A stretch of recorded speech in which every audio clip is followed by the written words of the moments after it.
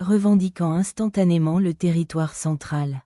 Cette ambitieuse poussée de pions ouvre des diagonales pour un développement rapide et initie une lutte dynamique pour le contrôle du conseil d'administration. La défense française introduit une structure de pions solide, se préparant à un éventuel bris de pion central et limitant potentiellement l'avantage spatial précoce des Blancs. L'établissement d'un point d'ancrage central défie immédiatement le pion ambitieux des Noirs et revendique un espace important. Embrasser le centre déclenche immédiatement une lutte de pions, défiant l'emprise centrale des Blancs et ouvrant des voies pour l'activité des pièces. Développer le chevalier ici remet audacieusement en question la structure centrale des pions noirs et vise un jeu de pièces actif. Épingler le chevalier augmente immédiatement l'activité des pièces et conteste le contrôle central. Pousser le pion vers l'avant étend audacieusement l'emprise centrale des Blancs et gagne un territoire précieux, forçant le fou des Noirs dans une position potentiellement exiguë.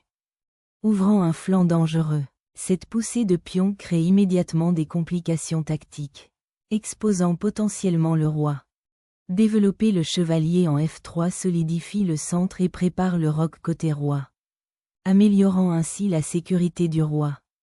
Une tentative audacieuse de briser la chaîne de pions centrale des Blancs et de prendre l'initiative.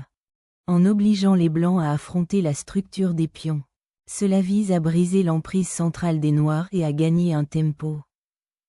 Retraiter l'évêque vers une case sûre le préserve pour un contre-jeu futur, empêchant une poussée immédiate de pions de perturber la structure des pions des Noirs. S'emparant de manière agressive de l'espace central, cette poussée de pions vise à perturber le fou noir et à s'emparer du territoire de l'aile dame. Un échange audacieux qui s'empare de la structure centrale des pions, ouvrant des diagonales critiques pour le développement tout en affaiblissant potentiellement la sécurité du roi noir. Exploitant les faiblesses des pions, ce chevalier cible la case vulnérable C7. Perturbant le développement des Noirs et forçant une réaction défensive. Soudain, un sacrifice de pion perturbe la structure de l'aile dame, visant à ouvrir des lignes pour vos pièces et à forcer le chevalier dans une position inconfortable. Déclencher une tempête de pions pour s'emparer de l'espace central. Un engagement audacieux contre la configuration dynamique des Noirs. Développer le chevalier en C6 solidifie la structure des pions de l'aile dame, se préparant à défier le contrôle central des Blancs. Casser ce pion ouvre des lignes mais abandonne le rythme de développement de votre reine. Redéployer stratégiquement le fou en H4, en surveillant le roi légèrement exposé des Blancs. Développant l'évêque vers une case active.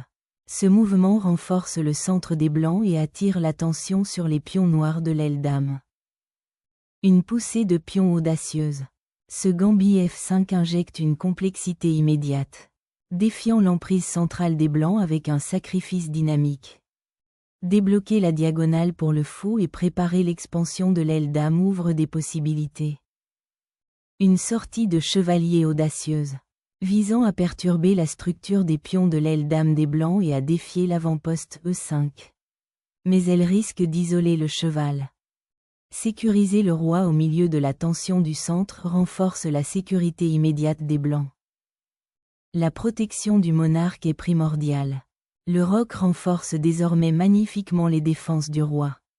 Assurant un contrôle central, cette poussée de pions vise à libérer le fou et à préparer une avance à l'aile dame.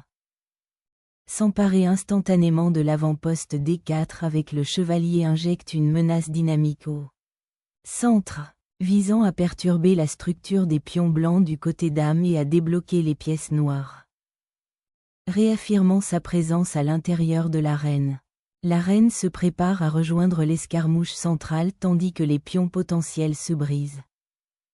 Les Noirs prennent l'initiative, brisant la structure centrale des pions blancs et ouvrant des lignes pour un jeu offensif.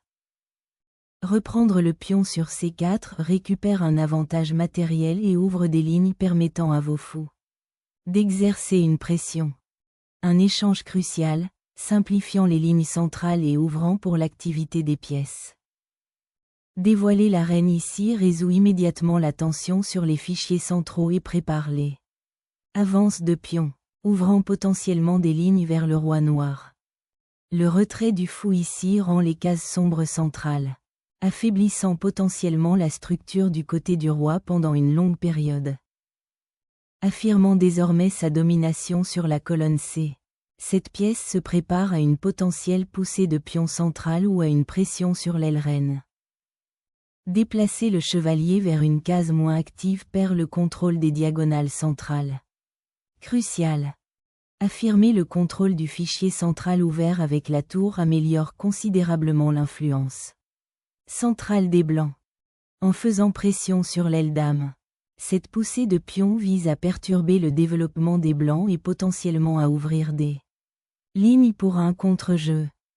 Débloquer la colonne D pour la reine et potentiellement les tours semble une priorité. Même si le chevalier pourrait bientôt trouver une meilleure case. Frappant la chaîne de pions. Cette poussée de pions défie la majorité des pions blancs à l'aile dame et vise à perturber le contrôle central soigneusement construit des blancs.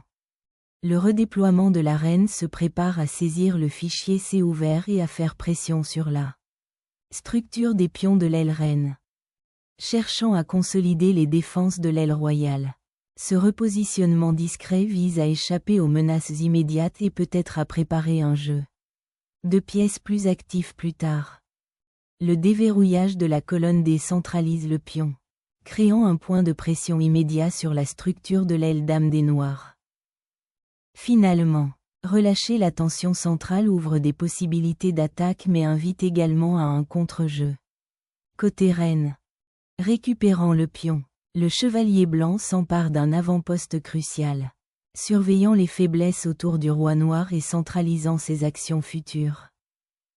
Prenant le contrôle de l'avant-poste central D5, ce fou se redéploie, prêt à défier la pression blanche de l'aile dame et à se préparer au contre-jeu. La consolidation de votre reine ouvre le fichier D pour l'activité des tours et prépare les futures poussées de pions. Le déplacement de la reine fournit un point d'ancrage défensif crucial sur le flanc du roi, anticipant les poussées potentielles de pions et offrant une retraite. Cette frappe tactique vise à perturber la structure des pions noirs et potentiellement à piéger le fou. Libérer le fou offre une attaque diagonale surprenante et libère un pion clé. La récupération du fichier ouvert crée une puissante batterie de tours dirigée vers l'aile reine. Vulnérable des noirs. Reprendre l'initiative sur le fichier D ouvert devient désormais primordial pour les noirs. Réaffirmant le contrôle central, cette pièce se prépare à contester les dossiers ouverts et à renforcer la défense du roi. Cette retraite rétablit un écran défensif pour le roi et se prépare à contester la file D ouverte. La récupération du pion avec la tour ouvre la voie à l'avancée du pion central. Récupérer la case de l'évêque ici libère vos pièces de l'aile dame et prépare un milieu de jeu plus actif.